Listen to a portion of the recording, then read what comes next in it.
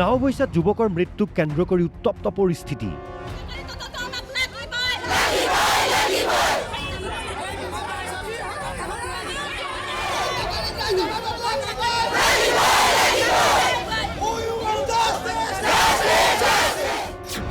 অসম অৰুণাচল সীমান্তৰ চেঁচাত উদ্ধাৰ মৃতদেহ।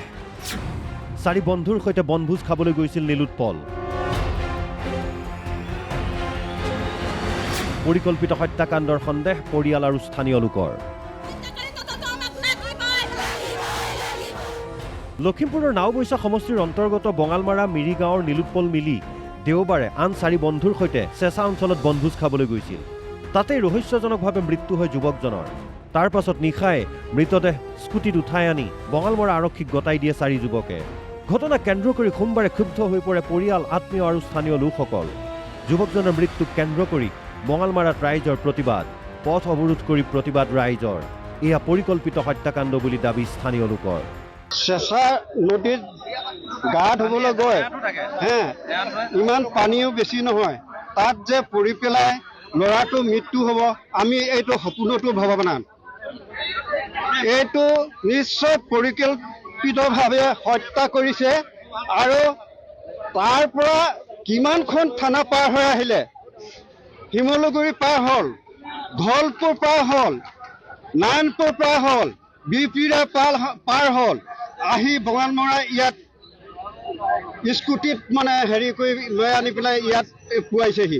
এইটো কেনেকৈ আপোনালোক, এইটো নিশ্চয় পৰিকল্পিত হত্যা বুলি আমি ভাবিছোঁ।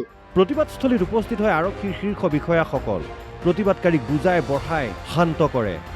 প্ৰতিবাদকাৰীয়ে দোষীক কৰায়ত্ব কৰি উচিত শাস্তিৰ দাবী জনায়। প্ৰশাসনৰ পৰা SP ছাৰ আহিছে, তেখেতে 12 ঘণ্টাৰ ভিতৰত ইয়াৰ সকলো ৰিজাল্ট দিম বুলি ৰাইজক সন্মত কৰিছে, প্ৰতিশ্ৰুতি দিছে।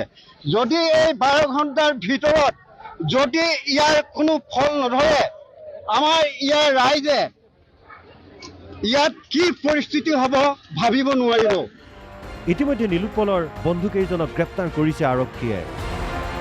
নাওবৈচাৰ পৰা মাজহাৰুল ইছলাম খানৰ ৰিপৰ্ট, অসম লাইভ 24। নাওবৈচাত যুৱকৰ মৃত্যুক কেন্দ্ৰ কৰি উত্তপ্ত পৰিস্থিতি।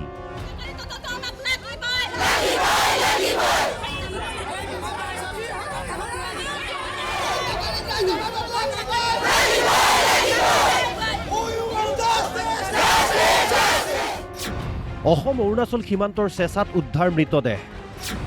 4 বন্ধুৰ সৈতে বনভোজ খাবলৈ গৈছিল নীলোৎপল।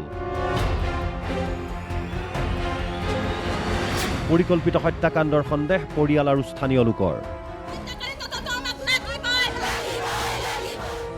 লখিমপুৰৰ নাওবৈচা সমষ্টিৰ অন্তৰ্গত বঙালমাৰা মিৰি গাঁৱৰ নীলোৎপল মিলি দেওবাৰে আন 4 বন্ধুৰ সৈতে চেঁচা অঞ্চলত বনভোজ খাবলৈ গৈছিল।